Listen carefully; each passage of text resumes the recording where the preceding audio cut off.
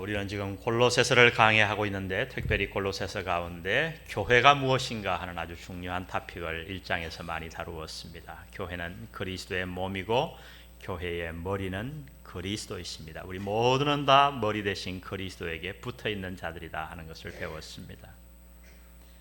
교회는 도대체 어떻게 유지될까요? 처음 교회가 나오게 되면 누가 눈에 띄냐 하면 제일 먼저 목사가 눈에 띄게 되겠죠. 또 앞에서 열심히 일하는 몇몇 분들이 아마 여러분의 눈에 띄일 것입니다. 그러나 교회에 나온 지 세월이 지나가고 시간이 지나가면 교회에는 눈에 보이지 않게 일하는 수많은 사람들이 있고 그들의 봉사와 헌신에 의해 교회가 이렇게 유지되고 있음을 우리는 발견하게 됩니다. 여러분 한번 우리 교회의 경우를 한번 자세히 보십시오. 멀리 갈 것 없이 우리 교회는 지금 15명의 목회자와 10명의 직원들이 교회를 섬기고 있어요. 그러나 그들이 다가 아닙니다. 마치 하나의 작은 개척교회처럼 목장교회를 담당하는 목자들이 마치 작은 목사와 같이 목회를 하는 목자들이 자그마치 144명이나 됩니다. 그들이 온 일주일 내내 목장을 위해서 헌신해서 오늘 이 교회가 유지되는 거예요. 지금도 이 시간에 우리의 자녀들을 가르치는 주일학교 교사들이 98명이나 됩니다. 100명의 성가대원들과 중창단원들과 반주자들, 그 외에 수많은 안내자들, 주차위원들, 방송위원들, 각 팀원들, 얼마나 많은 부서가 있는지 몰라요. 그 모든 부서에서 그들이 땀 흘려 수고하기 때문에 오늘 우리가 섬기는 이 영안교회가 유지되고 있는 것입니다. 우리는 이 모든 사람들을 일컬어서 교회의 일꾼이라고 부릅니다. 성경이 그렇게 불러요. 교회의 일꾼. 교회라면 어느 교회나 할 것 없이 모든 교회는 다 교회의 일꾼들이 있는데 바로 이 교회의 일꾼들의 자질과 역량에 따라 그 교회의 좋고 나쁨이 결정되는 것입니다. 잘못된 사람들이 교회의 일꾼이 되면 그 교회의 모든 교인들이 고통을 당할 수밖에 없고 그 교회는 하나님께 영광을 돌리기보다는 하나님의 이름에 먹칠을 하는 경우가 허다합니다. 우리는 주위에서 가끔 그런 교회의 모습을 보게 됩니다. 교회의 일꾼이 그렇게 중요해요.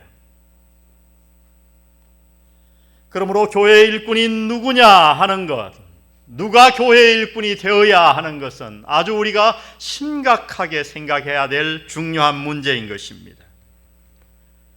여러분, 누가 교회의 일꾼이 되어야 합니까? 도대체 교회에서 일하기 원하는 사람은 어떤 자격을 갖추어야 할까요?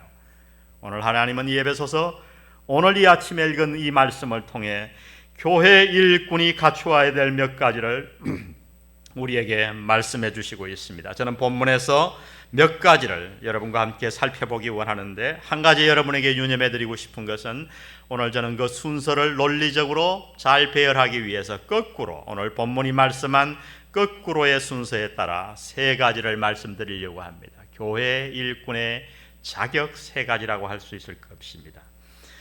먼저 교회의 일꾼은 어떤 사람이 되어야 하는가? 반드시 교회의 일꾼은 교회의 비밀을 알아야 된다고 말씀하십니다. 26절에서 27절에 있는 말씀이에요. 우리 한번 26절을 다 같이 한번 읽어보면 좋겠어요. 골로새서 1장 26절 다 같이 한번 읽겠습니다. 시작. 이 비밀은 만세와 만대로부터 오므로 감추었던 것인데 이제는 그의 성도들에게 나타났고. 이것을 잠시 좀 띄워주세요. 여기에 비밀이라고 그랬어요. 이 비밀은 근데 어떤 비밀인가? 좀 독특한 단어입니다. 우리가 생각하는 보통 그런 비밀이 아니에요.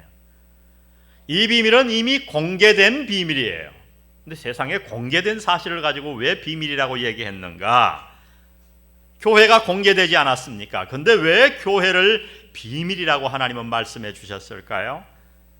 그 이유를 1장 26절을 자세히 보면 드러나 있는데 그것은 교회가 이전 세대에는 없었던, 이전 세대에는 우리의 눈에 감추어졌던 것이기 때문에 비밀이라고 표현했어요. 이 1장 26절을 다시 보세요.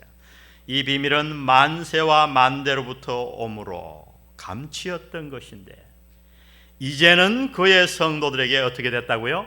나타났어요. 바로 이 이유 때문에 성경은 교회를 비밀이라고 표현합니다. 여러분, 교회는 언제 세워졌습니까? 오순절날 성령께서 이 땅에 오시는 그날 교회는 이 땅에 비로소 세워졌습니다.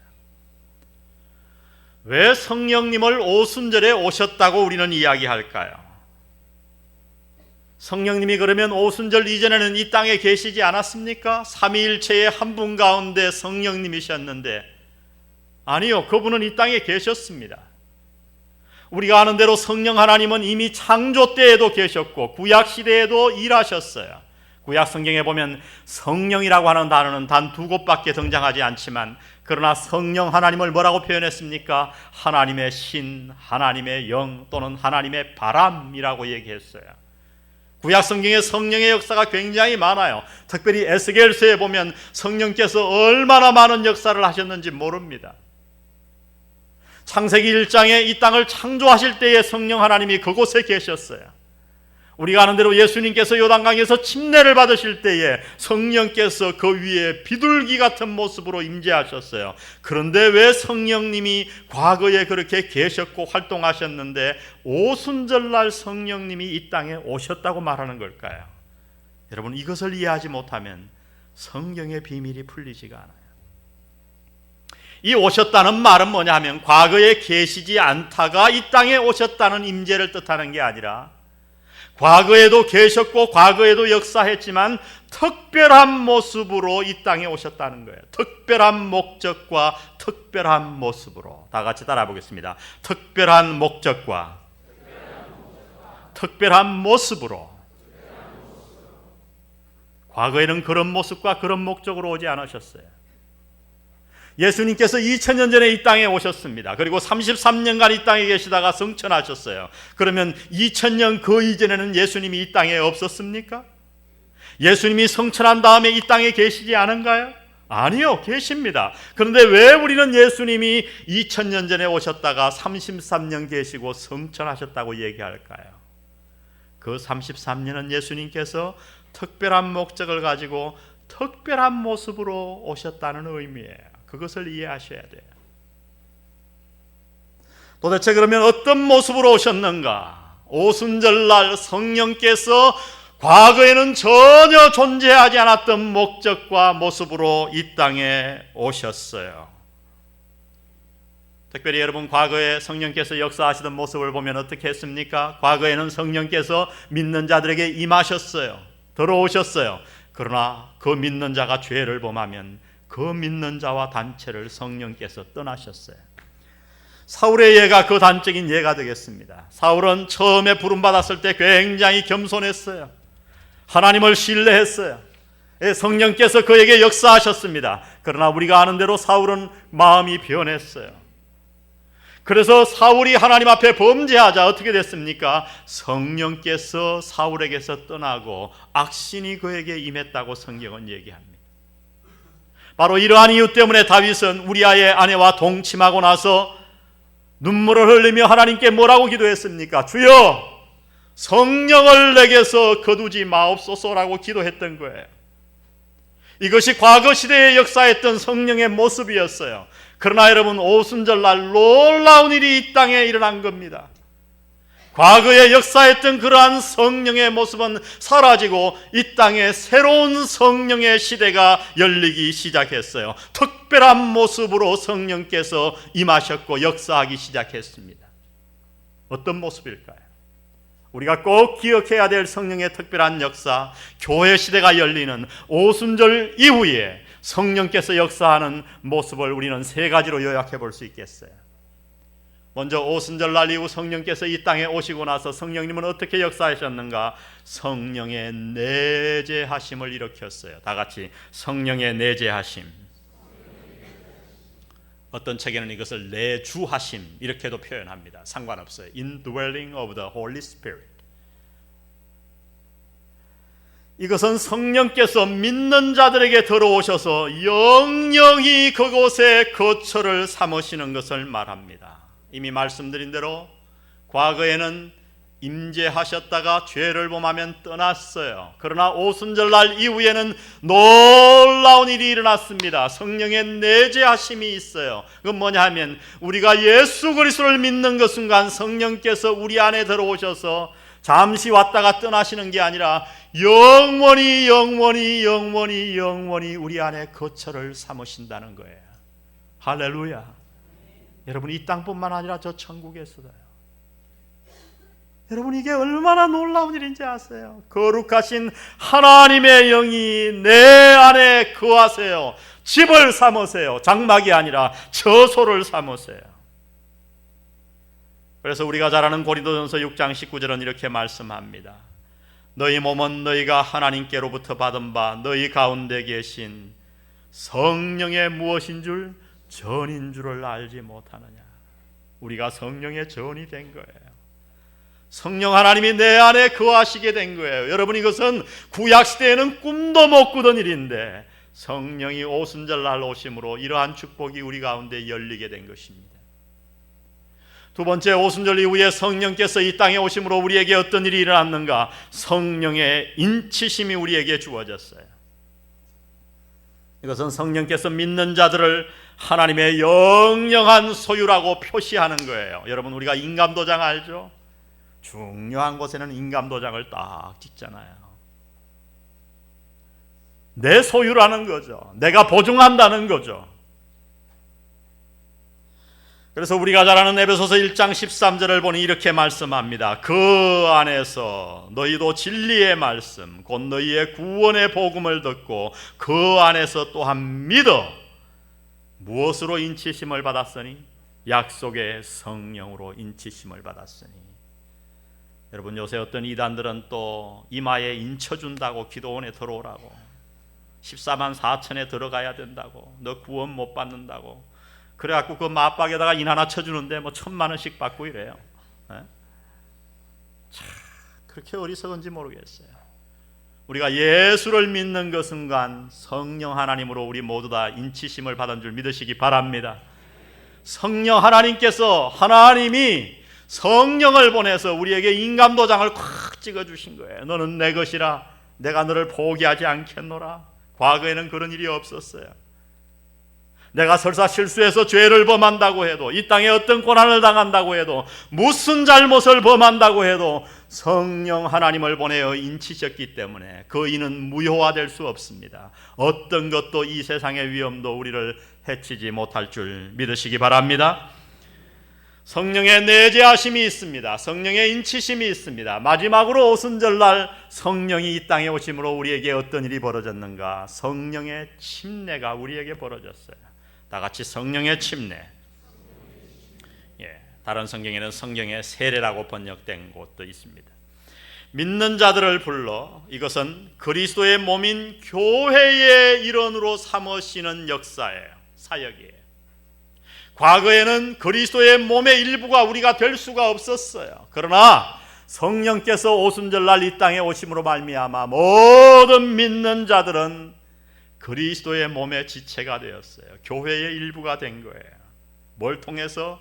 성령의 침례를 통해서.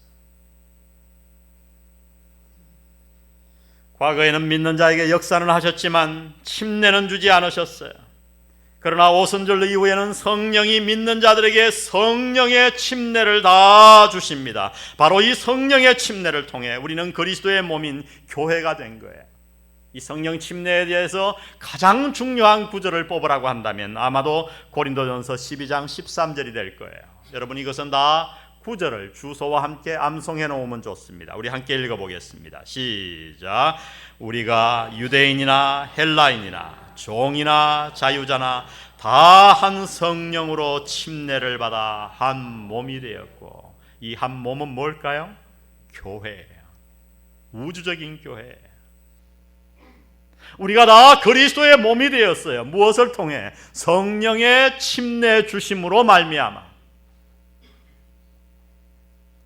여러분, 바로 이러한 성령의 특별한 사역으로 말미암아 이 땅에 교회가 세워지게 된 것입니다. 그리고 이 교회는 다름 아닌 그리스도의 몸이라고 우리가 배웠습니다. 이거는 과거에는 없었던 하나님의 놀라운 축복의 결과입니다. 이것이 바로 교회의 비밀이라고 사도 바울은 이야기하는 거예요. 나는 성령의 소유가 되었고 내 몸은 성령의 전이 되었고 나는 성령의 침례로 말미암아 그리스도의 몸의 일원이 되었어요. 내가 그리스도의 몸의 일부가 된 거예요. 여러분, 이것이 얼마나 놀라운 은혜입니까? 이것이 바로 교회의 비밀이에요. 교회의 일꾼은 누가 되어야 하는가? 아무나 되는 것이 아니라고 하는 겁니다. 바로 이 비밀을 깨달은 자, 이 비밀을 소유한 자, 성령의 전이 되고 그리스도를 개인의 구세주로 모셔서 성령의 침례를 받아 교회가 지체가 된 자들이 교회의 일꾼이 될 수 있다고 하는 말씀입니다. 네, 여러분, 이 비밀의 핵심 중앙에 누가 있습니까? 오늘 본문 27절은 이렇게 말씀합니다. 함께 읽어보겠습니다. 시작.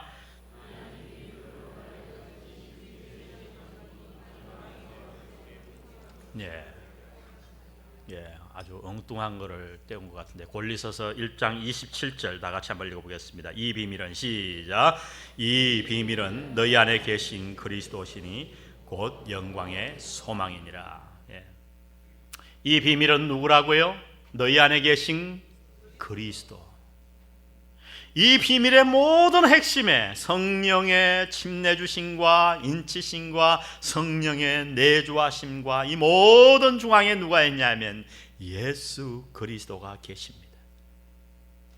내가 그리스도를 믿었으면 어떤 일이 생기는 거예요? 내가 성령을 받은 거예요. 내가 그리스도를 믿었으면 성령이 내 안에 내재하십니다. 내가 그리스도를 개인의 구세주로 영접했으면 성령이 나를 인치신 것이고요. 내가 그리스도와 함께 동행하는 삶을 살았으면 내가 성령의 침례를 받아 교회의 일원이 된 줄로 믿습니다. 여러분, 이것이 교회의 비밀이에요. 저는 얼마 전에 한 집사님의 간증을 들었어요. 그분은 저에게 얘기했습니다. 예수 믿은 지 23년이 되었는데 자기가 비로소 이제야 구원을 받았다고. 그렇게 교회를 다니고 거의 어릴 적부터 모태신앙같이 교회를 왔다 갔다 했음에도 불구하고 청년 때부터 교회를 다녔는데 정말 자기는 머리로만 들었지 구원을 이해했지 설교 시간에 그렇게 들었지 성령의 내재하심과 성령의 인치심을 정말 예수 그리스도를 마음에 간절히 고백한 적이 없었다는 거예요. 목사님, 제가 헛신앙생활을 했습니다 하고 눈물을 흘리며 간증하는 것을 제가 들었어요. 여러분, 그렇습니다. 머리로 이해하는 게 중요한 게 아니에요. 교회의 일꾼은 누가 되는가? 예수 그리스도, 살아계신 그분, 인격적으로 이 땅에 오셔서 나를 사랑하신 그 사랑을 내가 받아들이고 예수님을 마음을 열고 내 마음 안에 모셔들어서 정말 성령의 역사와 성령의 내재하심과 인치심과 성령의 침례의 비밀을 깨닫고 그 은혜에 감격하며 사는 사람, 그 사람이 비로소 교회의 비밀을 깨달은 자들이에요.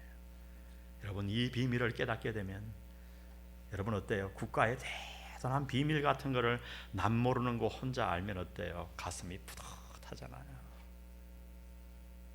하나님의 비밀과 교회의 비밀을 깨닫게 되면요, 이 세상에서 어깨가 쫙 펴져요. 작은 일에 이렇게 쭉 굽어지지 않아요.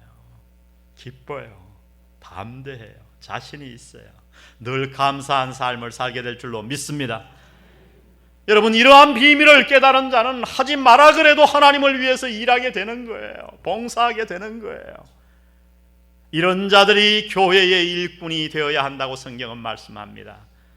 오늘 영안교회의 일꾼 여러분, 이 비밀을 지금도 깨달으셨겠지만 날이 갈수록 더 깊이 깨닫는 여러분 되시기를 주의 이름으로 축원드립니다.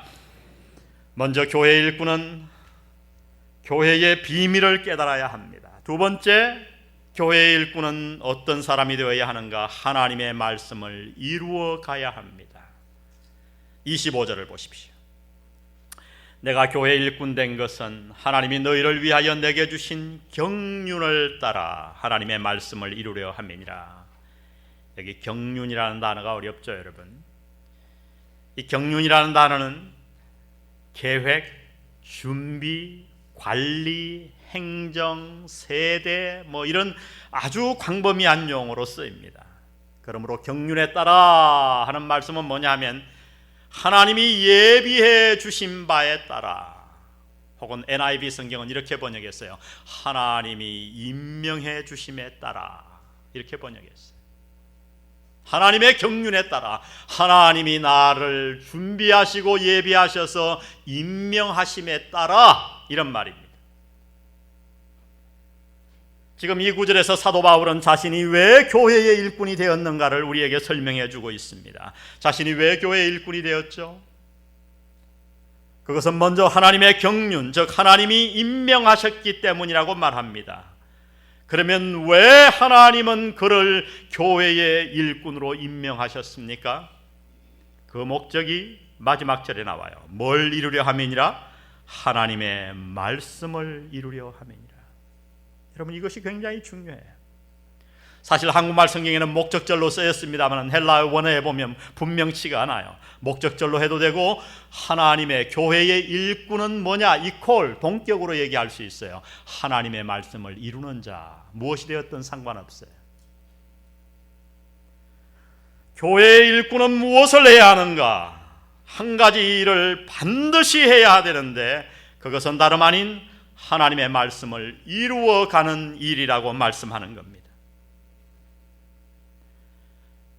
여러분, 그러면 도대체 하나님의 말씀을 이루는 것이 구체적으로 무엇일까요? 오늘 두 가지를 오늘 우리가 분명하게 구체적으로 이해해야 됩니다. 먼저 하나님의 말씀을 이루는 것을 본문을 자세히 보면 말씀을 소화하는 거예요.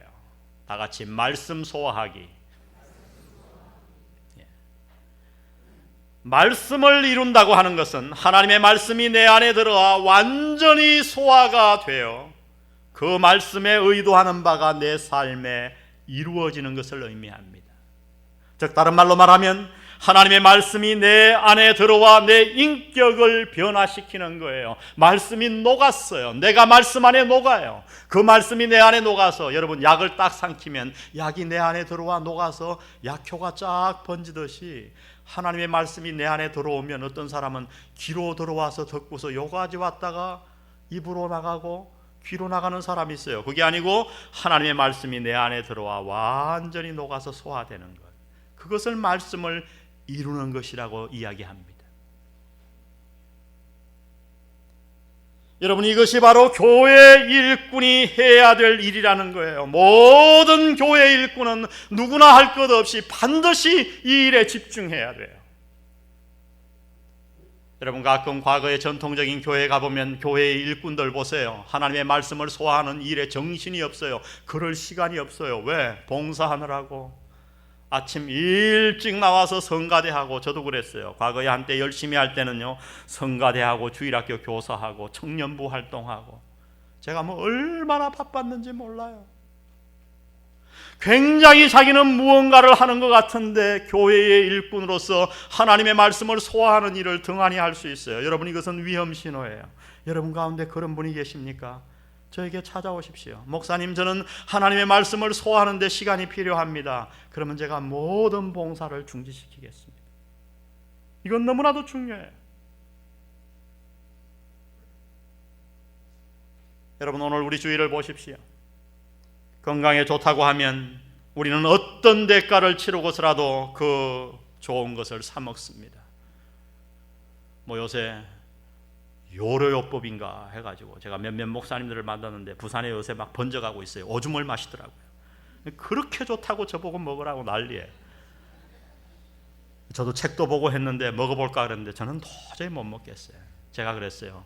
먹으려면 그거는 부부간에 같이 먹어야 되겠구나. 왜?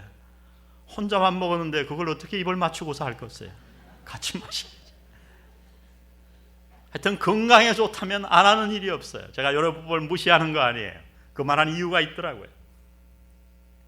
여러분, 미용에 좋다고 하면 화장품 아무리 비싸도 다 사발라요. 음식점에 가서 음식을 시켜서 음식이 남잖아요. 그러면 남자 보고 이게 굉장히 정력에 좋습니다. 여자 보고는 피부에 좋습니다. 그러면 그 음식이 하나도 안 남는데요. 배가 차도 그걸 다 먹는데요. 여러분, 우리가 세상의 음식, 이 육체의 건강을 위해서도 좋은 음식을 가려 먹겠거든 하물며 하나님의 말씀을 우리가 어떻게 소화해야 되겠습니까? 말씀을 그저 듣는 것을 얘기하는 거 아니에요. 그 말씀이 내 안에 들어와 완전히 소화되는 것, 내 인격을 변화시키고 내 언어 습관을 바꾸고 내 표정을 바꾸고 눈빛을 바꾸고 생각과 가치관을 바꾸게 하는 것, 그것이 그리스도 교회의 일꾼이 해야 될 일인 줄 믿습니다. 말씀을 이루는 것은 먼저 말씀을 소화하는 것입니다. 두 번째로 성경이 말씀하는 건 뭐냐 하면 말씀을 전하는 거예요. 우리가 지난주에 공부했던 1장 23절 보면 하반절에 보니까 이렇게 말씀합니다. 이 복음은 천하 만민에게 전파된 바요 나 바울은 이 복음의 일꾼이 되었노라. 바울은 자신을 교회의 일꾼인 동시에 복음의 일꾼이라고 소개합니다. 왜 복음의 일꾼입니까? 그 복음을 전하는 자로 헌신했기 때문이에요. 그래서 하나님의 말씀을 이룬다고 하는 이 구절을 NIV 성경은 뭐라고 번역했냐면 하나님의 말씀을 전하기 위하여, 이렇게 번역했어요. 아예. 여러분, 그렇습니다. 말씀을 이룬다고 하는 것은 내 안에 말씀을 소화할 뿐만 아니라 다른 사람에게 이 하나님의 말씀을 전해서 그의 삶 속에 하나님의 말씀이 들어가 그의 신앙과 인격을 변화시키도록 만드는 것이 하나님의 말씀을 이루는 거예요. 나만 이루어서도 안 돼요. 내 아들에게도 이루게 해야 되고 내 남편과 아내에게, 내 주위에 있는 사람에게 하나님의 말씀이 이루어지게 해야 돼요. 여러분, 교회의 일꾼은 누구나 할 것 없이, 내가 성가대원이든지 주일학교 교사든지 목자든지 어느 곳에서 일하든지에 상관없이 당신이 정말 하나님의 눈에 보기에 교회의 일꾼으로 임명받았다고 한다면 한 가지를 해야 합니다. 그것은 말씀을 이루어야 돼요. 내 안에 날마다 말씀이 소화되어 이루어집니다. 그리고 내 주위에 있는 사람들에게 말씀을 전해서 그 말씀을 이루어 나가야 될 줄로 믿습니다. 여러분, 한번 질문해 보세요. 이 아침에 지금까지 여러분 평생에 지나오면서 여러분 안에 이루어진 하나님의 말씀이 무엇인가요? 어떤 말씀을 이루셨습니까? 한번 잘 생각해 보세요. 내가 과거에는 염려가 많았는데 염려하지 말라는 그 말씀을 붙들고 염려를 중지했습니까? 예, 이루어진 것입니다. 과거에는 말을 함부로 했는데 말을 소금에 친 듯이 골고루 하라는 말씀을 듣고 그 말씀을 이루어 이제는 입이 좀 무거워졌습니까? 남을 항상 격려하고 칭찬하는 말을 하십니까? 여러분, 말씀이 이루어진 거예요. 당신으로 말미암아 옆에 가족들이 하나님을 믿게 되고 하나님 안에서 성숙하게 되었던가요? 여러분은 그렇다면 말씀을 이룬 것입니다. 여러분, 그렇지 않다면 여러분이 제자 훈련을 하고 사역 훈련을 해도 소용이 없어요. 그 말씀이 내 인격에 이루어지지 않았다면, 내 삶이 말씀으로 말미암아 변화되지 않았다면 나는 말씀을 이룬 게 아니에요. 여러분, 그런 자들은 교회의 일꾼이 되면 안 돼요. 성경만 많이 알고 말씀이 이루어지지 않는 자들이 교회의 일꾼이 되면 어떻게 될까요? 늘 정죄해요. 전부 교회 나오면 주일 아침에 뭐 들고 오는가? 쇠꼬챙이 손가락 들고 오는 거와 똑같아요. 막 찔러요. 그런 곳에 목회하면요, 목사는 피투성이에요. 계속 찔려요. 말씀을 이루어가는 여러분 되시기를 주의 이름으로 축원드립니다. 다 같이 말씀을 이루자. 아멘. 말씀을 다 소화시키십시오. 마지막 교회의 일꾼이 해야 할 일은 무엇인가? 그것은 그리스도의 남은 고난에 동참해야 합니다. 오늘 1장 24절을 제가 표준 세번역으로 이렇게 여러분을 위해서 액정해 준비했습니다. 이제 나는 여러분을 위하여 고난받는 것을 즐겁게 여기고 있으며 그의 몸 곧 교회를 위하여 내 육신으로 그리스도의 남은 고난을 채워가고 있습니다. 여러분, 여기서 중요한 것은 그리스도의 남은 고난이 무엇인가 하는 것입니다. 이것은 우리의 구원을 이루기 위해 십자가에서 그리스도가 당했던 고난이 무언가 부족하여 우리가 그 부족한 면을 채워야 한다는 의미가 아니에요. 그것은 잘못된 의미예요. 천주교는 그렇게 해석했어요. 그래서 천주교는 어떻게 해야 구원받는지 아세요? 그리스도의 십자가 사역 플러스 우리의 고난이 들어가야 구원받는다고 가르쳤어요. 그건 잘못된 해석입니다. 그가 당한 고난은 완전한 줄로 믿습니다. 그러면 도대체 무엇을 향해 그리스도의 남은 고난이라고 말했을까요? 많은 성경학자들은 이것을 주님이 이 땅에 다시 오시기까지 우리 믿는 자들, 즉 교회가 받아야 될 고난을 의미한다고 해석했습니다. 맞는 해석이에요. 주님을 따르는 길은 쉬운 일이 아닙니다. 다시 말하면 주님을 따르기 위해서는 우리에게 고난이 필요하다고 하는 거예요. 고난을 감수해야 합니다. 왜냐하면 세상의 철학이 그리스도의 생각과 다르기 때문이에요. 살아있는 물고기가 물길을 거슬려 올라가듯이 우리 그리스도인들은 세상의 철학을 따라 살 수 없는 존재들이에요. 이 세상의 가치관은 구부러졌고 영적으로 잘못되어 끊임없이 하나님을 향해 반역하고 있어요. 그러면 그리스도인은 누구를 따라가야 됩니까? 그리스도를 따라가야 돼요. 그러니까 세상이 거슬려가는 물결과 상반됩니다. 여기에는 마찰이 있고 고난이 있기 마련입니다. 그래서 주님은 일찍이 제자들에게 이렇게 말씀하셨어요. 요한복음 15장 20절에 보니까 내가 너희들로 종이 주인보다 더 크지 못하다 한 말을 기억하라. 사람들이 나를 핍박하였은즉 너희도 뭐 할 터이라? 핍박할 터이라. 여러분, 세상에 나가서 예수 믿는 게 왜 이렇게 힘든가 이런 느낌이 없습니까? 그러면 여러분 뭔가 잘못 믿는 거예요. 와 이리 좋노? 난 도저히 뭔 소리인지 모르겠다. 교회 오면 교회 와서 좋고 나가는 순간 하나님 안녕히 계세요 하고 세상에서는 너무 좋더라. 여러분 뭔가 잘못 믿은 거예요. 하나님은 그렇게 하지 않았어요. 그리스도의 남은 고난을 우리에게 물려주셨습니다. 우리가 당해야 될 고난이 있어요. 그래서 사도 바울은 이 고난을 예견하고 디모데에게 이렇게 말했습니다. 디모데후서 3장 12절에 보니까 무릇 그리스도 예수 안에서 경건하게 살고자 하는 자는 뭘 받으리라? 핍박을 받으리라. 여러분, 교회의 일꾼들은 이 싸움을 싸워내야 합니다.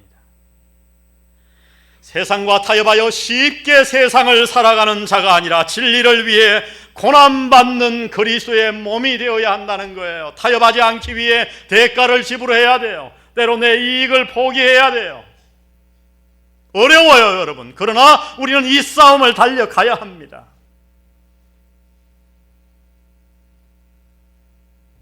지금 바울은 이 고난에 대해서 뭐라고 이야기합니까? 그는 이렇게 이야기하고 있는 거예요.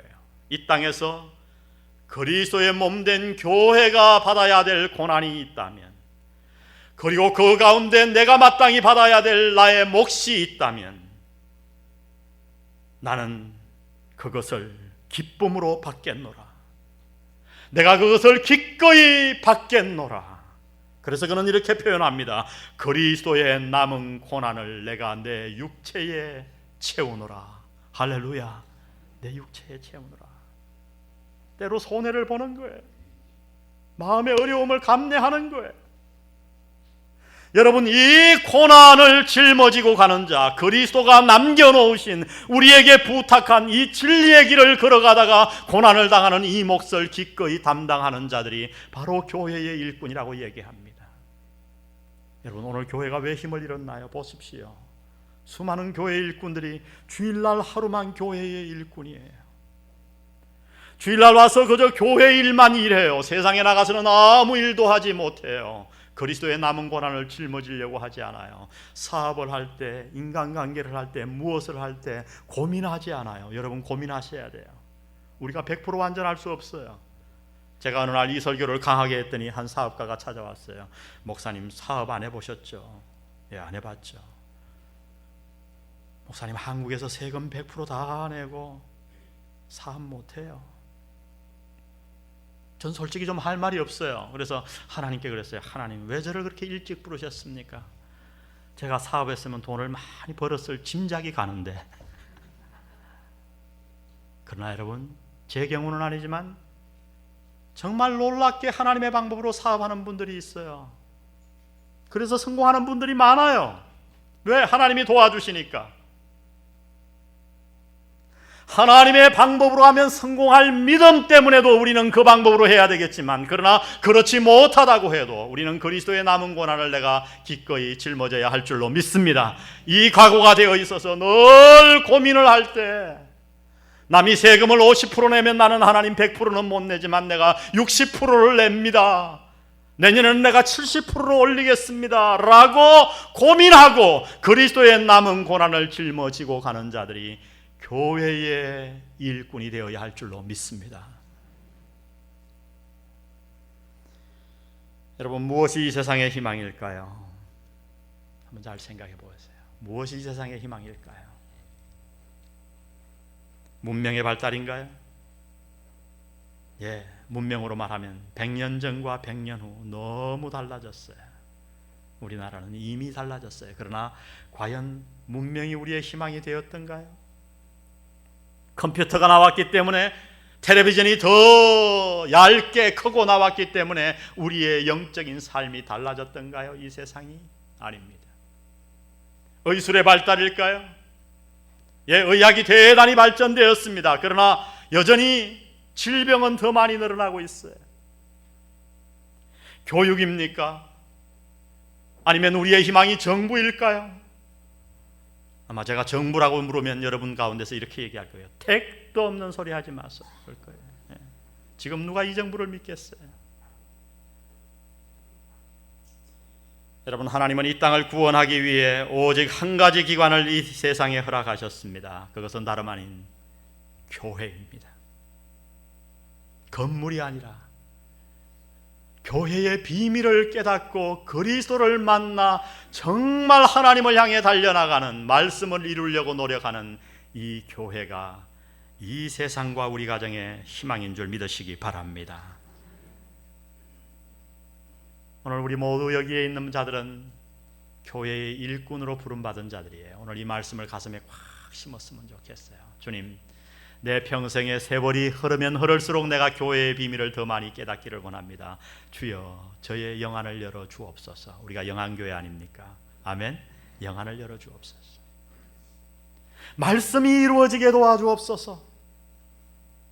이 땅의 다른 어떤 목적보다도 하나님의 말씀으로 말미암아 내 인격이 변화되고 싶습니다. 내가 말씀을 전하고 싶습니다. 그리고 나아가 그리스도의 남은 고난이 있다면 그 일을 위해 주여, 내가 십자가를 짊어지듯이 기꺼이 그 고난을 내 육체에 채우겠습니다. 이 결심을 하심으로 하나님 앞에 인정받는 그리스도의 일꾼 되시기를 주의 이름으로 축원드립니다. 우리 다 같이 일어나셔서 이 복음성가 29장 찬송, 우리 주님 앞에 한번 경배드리는 이 아름다운 찬양 주님 앞에 드리고 예배 마치겠습니다.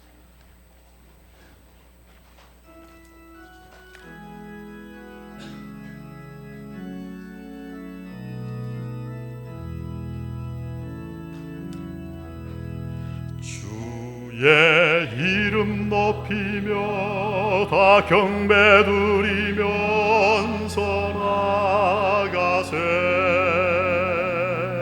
주의 이름 높이며 다 경배드리면서 나가세.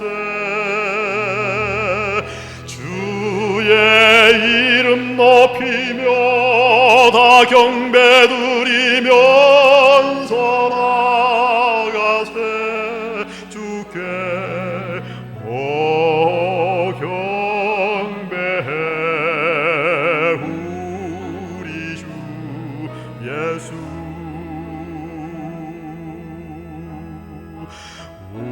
우리들을 내려놓고 주만 바라보고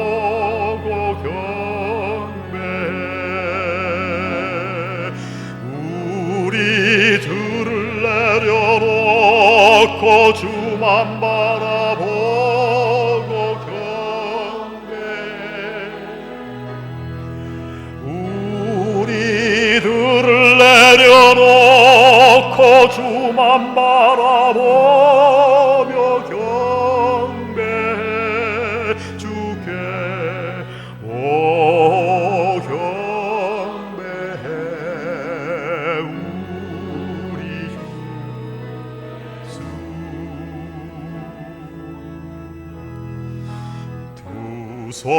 주를 향해 들고 그의 이름 높여 드리세.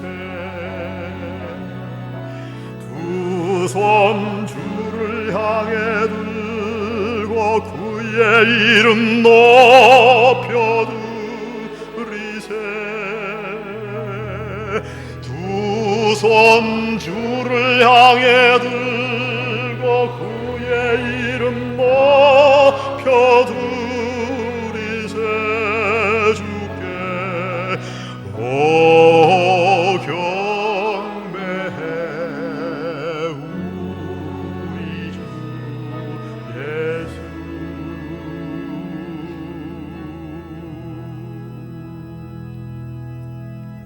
우리 한 1, 2분간 조용히 기도하는 시간 좀 갖고 돌아가도록 하겠습니다.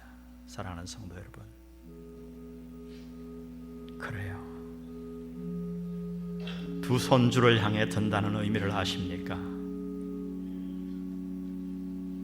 그것은 내 삶을 다 당신 앞에 드린다는 표시예요.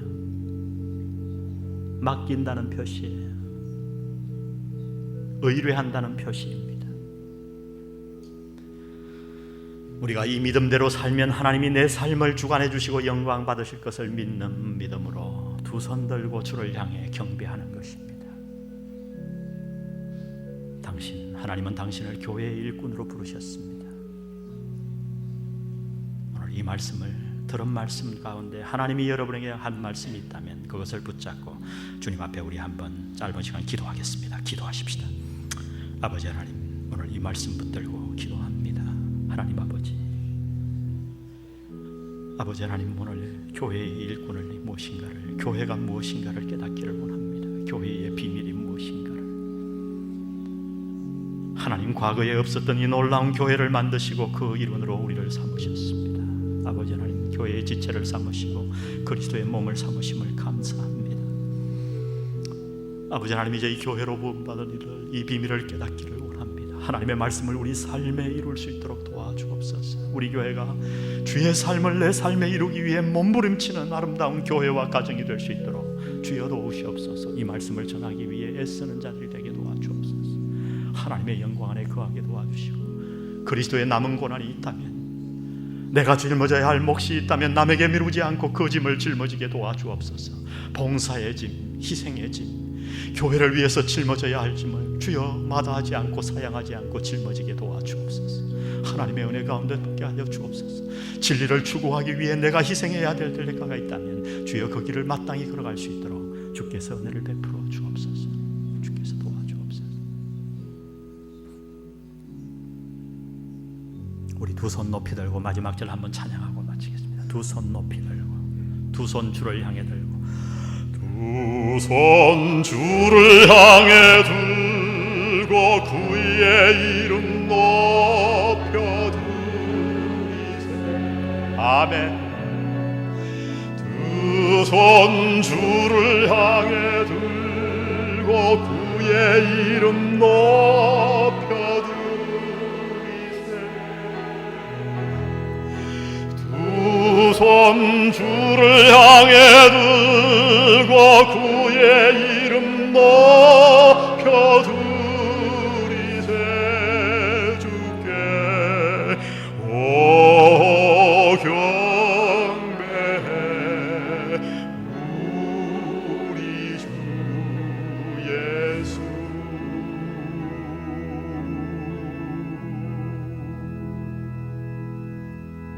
손을 드신 채로 기도하겠습니다. 성부, 성자, 성령의 은혜가 우리로 일꾼으로 부르신 그 만극한 은혜를 우리가 묵상하며 오늘 말씀이 가르쳐 주신 대로 하나님이 부르신 부름에 합당하게 일꾼이 되어가기로 작정하는 우리 영안교우들 머리 위에 지금부터 영원히 함께 하시기를 예수님의 이름으로 간절히 축원하옵나이다.